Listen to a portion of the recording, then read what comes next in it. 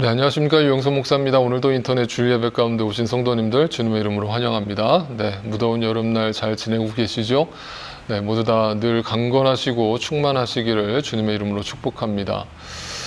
여러분, 만약에 어떤 사람에게 당신 가짜야 라고 만약에 누군가 이야기를 한다면 여러분, 그거는 굉장히 기분이 나쁜 것이고 또 어떻게 보면 굉장히 무례한 말이잖아요. 그죠? 그런데 여러분, 성경은요, 어떻게 보면 그런 부분에 있어서 우리한테 굉장히 무례해요. 굉장히 우리를 기분 나쁘게 만들어요. 뭐냐면, 당신 진짜야? 라는 질문을 계속 던지거든요. 쉽게 말하면, 당신 정말 예수님 만났어? 당신 정말 하나님을 믿어? 정말 믿는다고? 믿으면 어떻게 그렇게 살지? 라는 그 질문을 아주 지겹도록 우리한테 질문을 던져요. 그래서 날마다 그 구원을 점검하라는 거예요, 스스로. 그렇지 않고서는 여러분이 모래 위에 지은 집이 될 수 있다라는 거예요. 겉으로는 집을 지은 것처럼 보이고 화려해 보이는데 모래 위에 지어졌기 때문에 그 믿음이라는 것이 한순간에 무너져 버리는 거예요. 조금만 시험이 들면, 조금만 고난이 찾아오면 온데간데 그 믿음이라는 건 없어지고, 네, 기도 생활도 안 하고 말씀 생활도 안 하고 온전히 뭐 신앙 생활이라는 건 전혀 안 하면서 교회만 왔다 갔다 하는 것이 신앙 생활의 전부라고 생각하면서 사는 것이죠. 그것을 가짜 믿음, 가짜 신앙이라고 분명히 성경은 이야기하고, 그 믿음에, 그런 가짜 믿음에 유혹당하지 말고 진짜 믿음을 가지라고 도전하는 거예요. 제가 이제 목사이기 때문에 어떤 분들한테 이렇게 질문을 성도님들한테 종종 던져요. 여러분은 어떻게 구원을 받으셨어요? 여러분은 어떻게 교회 나오시게 되셨어요? 어떻게 예수님을 만나셨어요? 구원의 확신과 관련된 질문이잖아요. 그럼 대부분 그 나오는 대답이 비슷해요. 뭐라고 대답을 하시냐면, 목사님, 제가 너무 고난 중에 있었는데, 너무 마음에 상처가 많았는데, 교회에 와서 그 말씀을 통해 위로를 받았어요. 그 하나님의 위로를 경험하고 제가 하나님을 만났어요. 또는 이제 어떤 기적적으로 자기가 어떤 병이 걸렸었는데 그 병을 고침받아서 그 기적 가운데 하나님을 만났어요. 또 좀 심지어는 어떤 분들은 와이프가 하도 성화를 해서 마지못해 교회를 나왔어요. 그리고 또 어릴 때부터 그냥 부모님 손잡고 교회를 다니다 보니까 그냥 습관이 돼가지고 교회를 다니게 됐어요. 이런 식으로 얘기하시는 분들이 대다수예요. 그런데 다 좋아요. 저는 그거를 다 부정하는 게 아니에요. 그런 식으로라도 분명히 교회에 나오게 된 것은 우연은 아니에요. 그것도 하나님의 방법이에요. 그런데 중요한 건 구원의 확신에 대해서 묻잖아요. 그러면 뭐 한 가지가 더 나와야 되거든요. 단지 그냥 위로를 받아서 하나님을 만났다라고 얘기하는 것은 정답은 아니에요. 왜냐하면 그렇게 따지면 어느 종교든지 가서 위로만 받으면 다 그 종교를 믿을 거예요? 네? 그러면 저 불교를 가도 위로를 받잖아요. 네? 저 힌두교, 이슬람, 유대교 어느 종교든지 위로를 주지 않는 종교가 어디 있어요? 인간적으로, 심리적으로 종교라는 것의 근본적인 힘이 사람에게 위로를 주는 것이고, 그 위로를 받으려고 많은 사람들이 교회 어떤 종교 시설을 찾아가잖아요. 만약 기독교의 진리가 그런 것의 목적이 있다면 그걸 하나님을 만났다라는 근거로 삼는다는 것은 근본적인 이유가 안 된다는 거예요. 그래서 여러분, 저는 이렇게 질문을 드려요. 기독교의 진리는요, 단지 우리가 위로를 받자, 이 땅에서 위로를 받자, 또는 이 땅에서 복을 누리자, 또는 이 땅에서 좀 더 착하게 살자, 남들보다 좀 정직하게 살자 라는 취지에서 만약에 기독교의 진리를 여러분이 이해하고 받아들이고 있다라면, 네, 여러분, 그게 진짜 가짜 믿음이라는 거예요. 그런 기독교는 없다는 거예요. 그런 기독교를 성경에 가르친 적이 없다는 거예요. 또한 저도 여기서 여러분 그런 기독교를 가르친 적이 없어요, 여러분한테. 여러분, 진짜 기독교에 대해서 말씀드릴게요. 기독교는요, 너무나 불쾌하게, 무례하게 우리한테 계속 질문을 던지는 게 있어요. 그게 뭐냐면, 당신은 누구인가예요. 너는 누구야? 나는 누구인 줄 알고 있어? 나라는 존재에 대해서 정말 알고 있어? 그리고 그걸 정말 고백했어? 라는 거예요.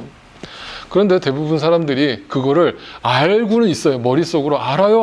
하도 귀가 따갑게 들어서 맞아요. 알아요. 그리고 제 안에 양심이 있어서 제가 그렇게 떳떳하지 못하고 또 죄인이라는 말이 어느 정도 동의하고 동조해요. 이렇게 생각은 해요. 그런데 뼛속 깊이 그 고백이 나오지 않는 거예요. 그 뼛속 깊이 그 고백이 나오지 않고 자기 부인이 나오지 않는 경우에는 뭐냐면요. 자기 의가 아직 펄펄 살아있어요. 이 얘기를 잘 들으세요. 그래서 근본적인 이유는요. 날마다 우리가 회개에 이뤄야 되고 정말 그 구원의 확신에 이르는 사람은요. 자기가 어떤 존재인지에 대한 자기 인식이 분명해야 되거든요. 그게 앞에서 사도 바울이 얘기했던 파울로스와 둘로스의 의미라고 했잖아요. 어떻게 하면 그리스도의 종이 되었는가? 나는 어떻게 하면 지극히 작은 자가 되었는가? 죄인 중에 괴수가 되었는가에 대한 고백이 전제가 되어야만 여러분의 생각이 바뀌고요. 여러분의 가치관이 바뀌어서요. 여러분의 행동과 말이 바뀌는 거예요. 만약에 그 인식을 갖고 있는 사람이요. 누군가를 함부로 정죄하고요. 누군가를 함부로 판단하고요. 누군가를 용서하지 못하는 삶을 여전히 살고 있다면요. 네, 정말 자기 부인에 이르는 사람인지를 십자가에 죽은 사람인지를 스스로 질문을 해봐야 해요. 그래서 성경은요 오늘도 우리에게 질문을 던져요. 여러분은 누구예요? 여러분의 실체는 뭐예요? 라고 질문을 던지는 거예요. 여러분 그런데 인간의 욕망은요, 인간의 죄성은요 끊임없이 나는 누구인가라는 그 질문을 감추려고 해요. 그래서 여러분 그 요한복음에 보면 간음하다가 현장에 붙잡혀온 그 여인에게 많은 사람들이 둘러싸여서 율법적으로 저 여인은 죄를 저었으니까 저 여자는 돌로 쳐서 죽여야 마땅합니다라고 예수님한테 정죄를 하잖아요. 그때 예수님이 던지신 대답은 뭐예요? 너희 중에 죄 없는 자가 돌로 치라는 거잖아요. 그 말은 뭐냐면 그 돌을 들고 있는 사람의 마음을 한번 생각해 보세요. 그건 뭐냐면 쟤는 눈에 보이는 죄를 졌기 때문에 쟤는 죄인이고 그 돌을 던지려고 하는 정죄를 하려고 하는 나는 저 사람보다는 깨끗한 사람이야 라는 전제가 깔려 있잖아요. 그런데 예수님의 전제는 뭐예요? 그래 저 여자가 죄를 진 거 맞지. 근데 너는 어때? 너는 저 여자보다 깨끗하다고 말할 수 있어? 겉으로 보여지는 거 말고 사람들은 속일 수 있어도 하나님은 못 속일걸? 그 질문을 던졌을 때 우리의 그 자기 부인을 가로막는 아닌 척, 깨끗한 척, 괜찮은 척 살아가고 있는 그 껍데기를 벗겨버리는 그 예수님의 한마디로 얘기하면 뭐예요? 회개하라는 거거든요. 너는 누구야? 너는 어때? 너는 과연 누구를 정죄할 자격이 있어? 네가 누군데? 라는 그 질문을 우리한테 강력하게 던지면서 거기에 대해서 온전히 응답하라는 거예요. 근데 듣기 싫다는 거예요. 그 질문에 듣기 싫다는 거예요. 기분 나쁘다는 거예요. 그냥 적당하게 위로받고 끝내자는 거예요. 그냥 나 착하게 살려고 노력할 테니까 많은 사람들 도와주면서 기부하면서 적당하게 살 테니까 내가 누구인지에 대해서 전혀 더 이상 묻지 마세요라고 자기를 자꾸 덮어버리는 거예요. 거룩한 척, 깨끗한 척 하면서 살아가는 거죠. 네, 그것이 바로 기독교의 핵심이에요. 그래서 기독교의 복음은요, 여러분, 그래서 이 로마서를 여러분 우리가 묵상하잖아요. 이 로마서가 복음에 관련된 책이라고 제가 말씀드렸잖아요. 그런데 우리가 기대했던 복음은 굿뉴스, 기쁜 소식이란 말이에요. 그러면 어떤 분들은 복음에 대해서 목사님이 설명한데 로마서에 대해서 가르쳐 주신데, 그런데 막 기대가 됐던 게 뭐냐면 뭔가 내 안에 위로가 되고 그 복음을 들으면 막 긍정적 에너지가 나오고 뭔가 이 땅의 삶에서 뭔가 평안한 것을 기대했었는데 서론부터 막 무거운 얘기가 나오잖아요. 사도 바울이 복음에 대해서 쓰는데 기쁜 소식에 대해서 막 강조해요. 예수 그리스도가 이 땅에 오셨다라는 건 막 그걸 먼저 얘기해요. 그거 얘기 안 하잖아요. 계속 사도 바울이 로마서 서론에서 우리한테 주장하는 거는 너는 누구야예요. 너라는 존재가 누구야? 너 정말 너가 누구인지 알고 살고 있어? 아니면 그걸 애써 부인하면서 아닌 척하면서 살고 있어? 우리한테 굉장히 무례하고 또 도전적으로 우리한테 질문을 던지는 거예요. 자, 이렇게 봤을 때 그래서 하나님이 이 땅에 우리에게 광야를 허락하시는 거고 고난의 시간을 허락하시는 거예요. 왜? 그 고난의 시간을 통해서 탕자가 되지 않고서는 이 땅의 방황을 통해서 그 돼지 우리에 떨어지지 않고서는 철저하게 내가 죄인됨, 나에게 선해지고자 하는 의지가 없다라는 사실을 고백하지 않기 때문에 네, 하나님께서 나에게 끊임없이 고난을 주시고 광야의 시간을 주시는 거예요. 이 시간을 통해서 우리가 고백해야 될 거는 한 가지예요. 나는 죄인입니다. 주님, 이제 나는 어떻게 하죠? 이제 나는 어떻게 하죠? 나는 철저하게 죄인입니다. 나는 누구도 판단하고 누구도 정죄할 자격이 없습니다. 하나님, 나 좀 어떻게 해주세요. I surrender all. 나 모든 걸 다 주님 앞에 항복합니다. 두 손 두 발 다 듭니다. 그 고백이 날마다 여러분의 삶에 고백되어진다면 여러분 그 자리에 하나님의 은혜는 떨어지게 될 거예요. 확신해요. 여러분 그것이 복음의 시작이에요. 자, 그러면 이제 오늘 나는 누구인가에 대해서 사도 바울이 서론에서 얼마나 무례하게, 얼마나 적나라하게 우리의 실체를 고발하고 있는지를 한번 들여다보겠습니다. 자, 오늘 26절 본문을 보세요. 이런 까닭에, 자, 지난주 말씀과 이어지는데 지난주에 분명히 사도 바울이 뭐라고 그랬어요? 하나님이 우리를 이렇게 이 자연 만물을 통해서 하나님이 누구신가에 대해서도 설명하고 있고 또 복음을 통해서도 선명하게 하나님을 드러내고 계신데도 불구하고 모든 인간들은 그 하나님을 알려 하지 않는다.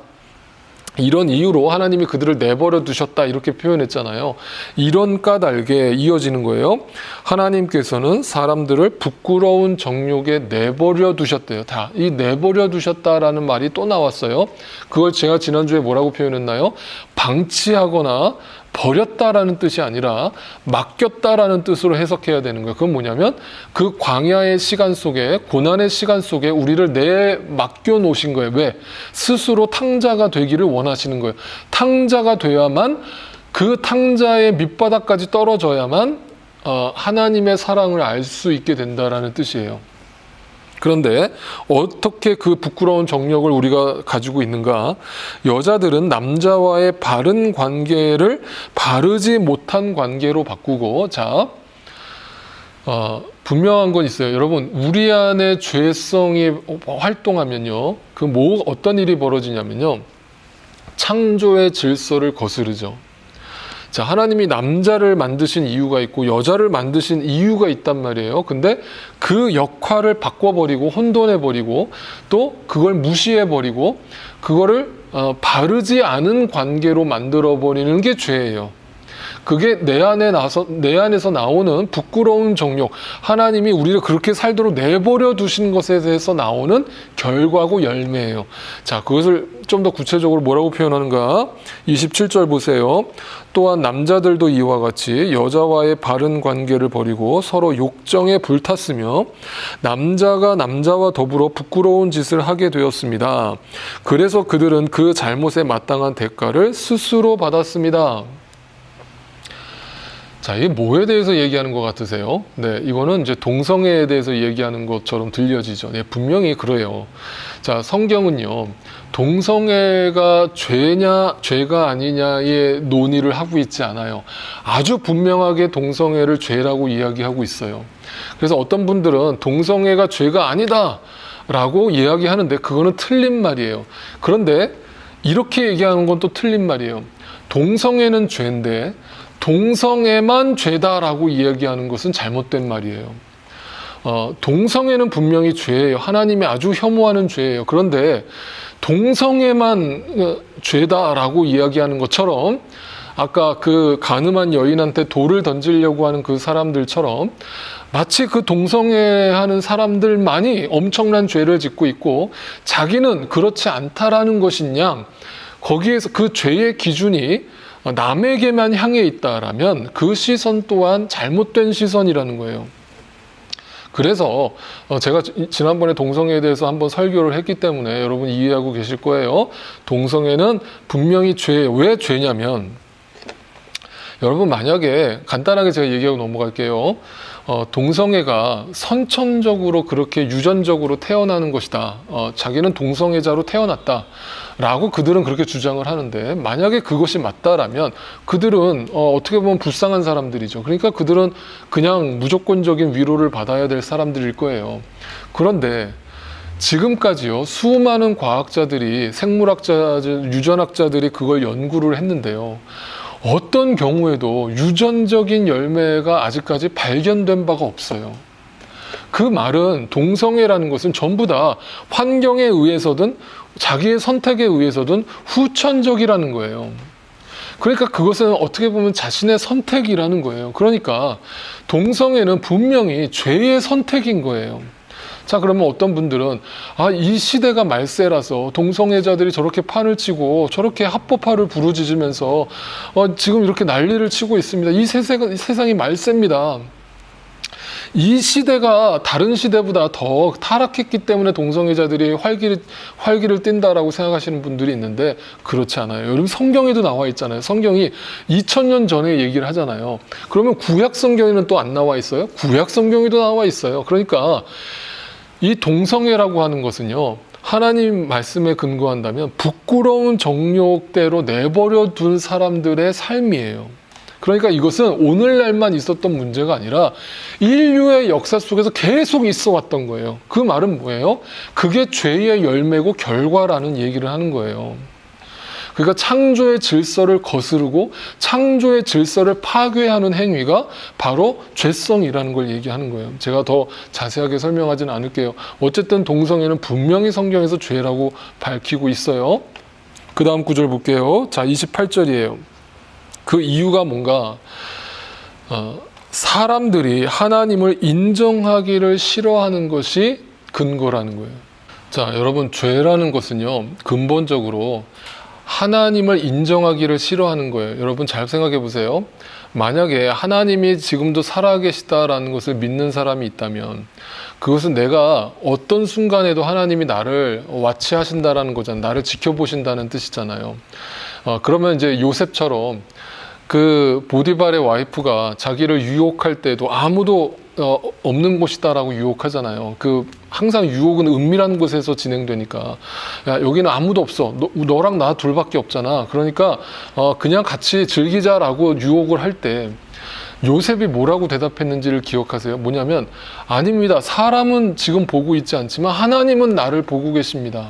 여러분 이게 믿음이거든요. 뭐냐면 하나님을 인정한 거잖아요. 하나님을 의식한 거예요. 다시 말하면 하나님을 의식하는 사람이 이 땅에서 죄를 지으면서 살아갈 수 있어요? 여전히? 불가능하다는 거예요. 은밀한 죄를 지을 수 있어요? 불가능하다는 거예요. 그러니까 뭐냐면 성경 그래서 이렇게 질문하는 거예요. 아무도 보지 않는 곳에서 당신은 누구인가? 라고 묻는 거예요. 그게 진짜 여러분의 믿음의 실체라는 거예요. 아무도 보지 않아도 하나님은 나를 지금 보고 계신다라는 의식을 갖고 있는 사람은요, 하나님을 인정하는 사람이고 하나님을 의식하는 사람이, 그 사람은 절대 이런 죄를 지으면 살 수 없죠. 그런데 그들이 이런 어떤 부끄러운 정욕대로 살아가는 이유가 뭔가? 하나님을 인정하지 않는 거예요. 그럼 여러분, 이 세상에서 가장 무서운 것이 뭐냐면 신은 죽었다라는 말이에요. 신은 죽었다라는 말 속에는요, 자기가 신이라는 뜻이거든요. 그게 인간이 지었던 죄의 근원이라고요. 그래서 바벨탑을 쌓고 사람들이 계속 교만해진 이유가 뭐냐면 하나님 없다는 거잖아요. 하나님 없으니까 우리가 신이고 우리가 서로 하나가 되면, 우리가 서로 사랑하면 우리의 힘으로 이 세상을 지상 낙원으로 만들 수 있어. We are the world 라고 부르짖으면서 지구촌을 주장하는 사람들이 있단 말이에요. 그게 겉으로는 되게 좋아 보이고 겉으로는 되게 멋있어 보이고 아름다워 보이지만 그 실체는 뭐냐면 하나님을 인정하기 싫은 거예요. 그게 타락한 모습으로도 나오지만 선한 모습으로도 나오는 거예요. 그래서 이걸 잘 분별해야 되는 시대에 우리는 살고 있는 거예요. 자, 계속 볼게요. 하나님께서는 사람들을 타락한 마음자리에 내버려 두셔서, 또 내버려 두셨다는 말이 나오죠. 해서는 안 될 일을 하도록 놔두셨어요. 계속 내버려 두셨다라는 말이 반복되는데 그건 이유가 뭐라고요? 우리를 그냥 내버려 두심으로 너의 실체가 무엇인지를 스스로 깨닫게 하시기 위함이에요. 왜냐하면 그걸 스스로 깨닫지 않고서는 절대 우리는 회개할 존재들이 아니라는 걸 알고 계시는 거죠. 그래서 계속해서 너의 실체를 고발하는데 그 뒤는 아주 조목조목 그 죄목을 우리한테 나열하는데 보세요. 29절에서 31절까지 사람들은 온갖 불의와 악행과 탐욕과 악의로 가득 차 있으며 시기와 살이와 분쟁과 사기와 적의로 가득 차 있으며 수군거리는 자요 중상하는 자요 하나님을 미워하는 자요 불손한 자요 오만한 자요 자랑하는 자요 악을 꾸미는 모략꾼이요 부모를 거역하는 자요 우매한 자요 신의가 없는 자요 무정한 자요 무자비한 자입니다. 여러분 지금 20가지가 넘는 죄목을 이렇게 쭉 나열하고 있는데 이거는 어떤 이것만이 죄다라고 이야기하기보다는 이 세상에 인간이 갖고 있는 모든 감정이나 모든 생활 패턴들을 다 나열해 본 거예요. 사도 바울이. 이게 바로 악입니다. 여러분의 실체입니다. 여러분 속에 여기로부터 자유로울 수 있는 사람이 한 사람이라도 있어요? 라고 묻고 있는 거예요. 그러니까 다시 말하면 예수님이 질문하셨던 너희 중에 죄 없는 자가 돌로 쳐라 라고 던졌던 그 질문과 흡사한 거예요. 32절 마지막 구절 보세요. 그들은 이와 같은 일을 하는 자들은 죽어야 마땅하다는 하나님의 공정한 법도를 알면서도 알아요. 알긴 다 알아요. 양심의 기준이 있어요.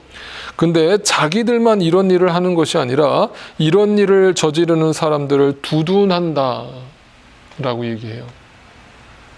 여러분 그러니까 이 말씀은요 쉽게 말하면 그 부끄러운 정욕대로 내버려진 사람들이 이 세상을 이루고 있고 이 세상을 움직이고 있으니 그 움직인다는 것은 우리가 크리스찬으로 우리도 이 세상 속에 살아가고 있기 때문에 그들이 만들어 놓은 세상 속에 그들의 만들어 놓은 시스템 속에서 우리도 엄청나게 많은 유혹을 받는다는 얘기를 하고 있는 거예요.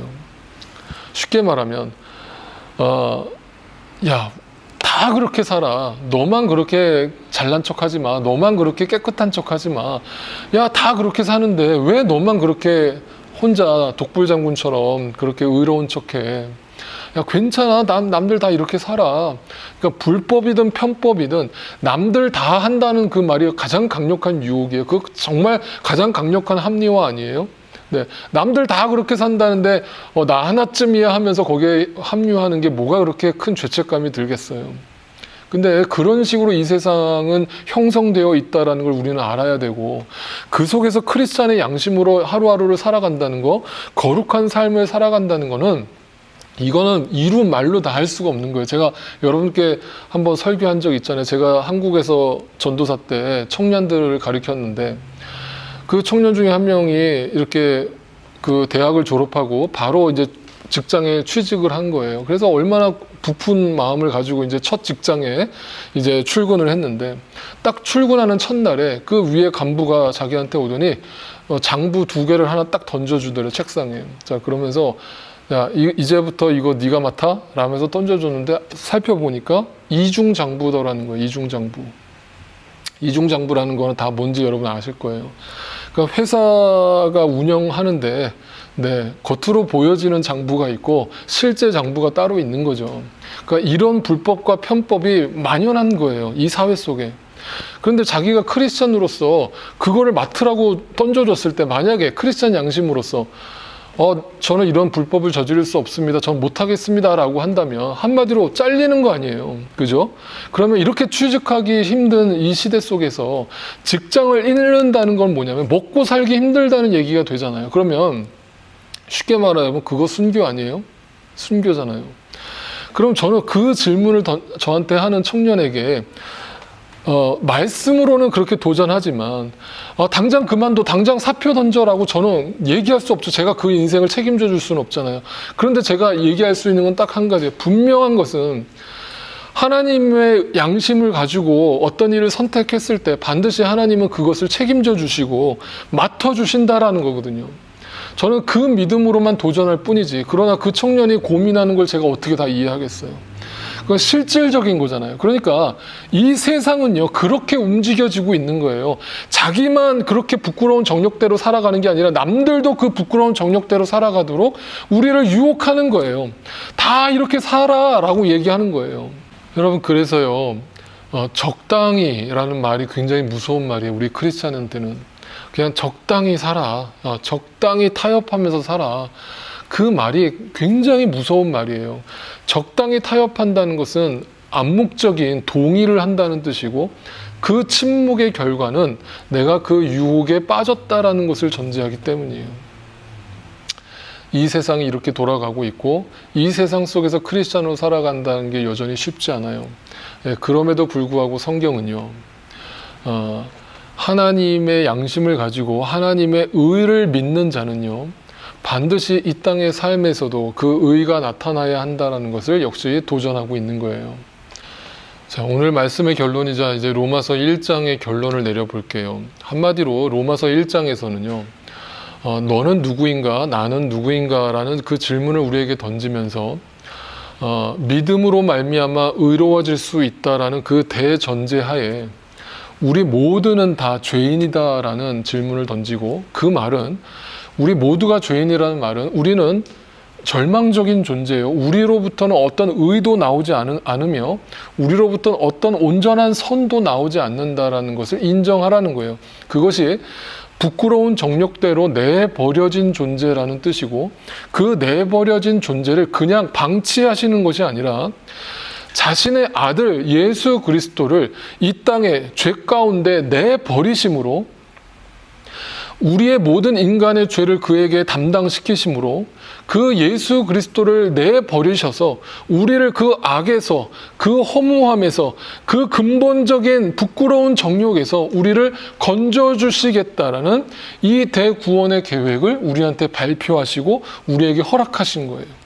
그것을 믿느냐는 거예요. 그것을 인정하냐는 거예요. 그것을 받아들이냐는 거예요. 그걸 진짜 믿고 받아들인 자는 이제부터 내가 어떻게 살아야겠냐는 거예요.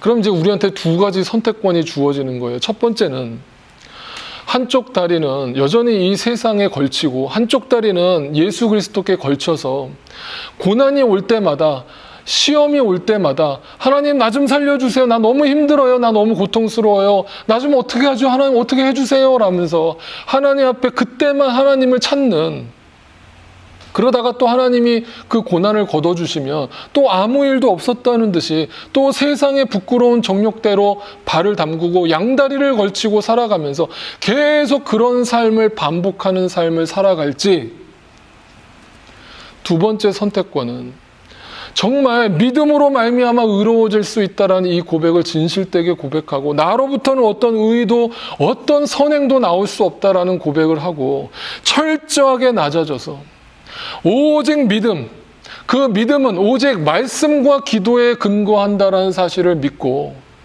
날마다 경건 생활과 그 신앙 생활에 몰두하면서 집중하면서 이 땅의 유혹을 싸워가면서 이겨가면서 나에게 증인된 삶으로 허락하신 이 땅의 사명을 이루어가는 삶을 선택하며 살 것인가, 그 선택권이 여러분에게 주어졌어요.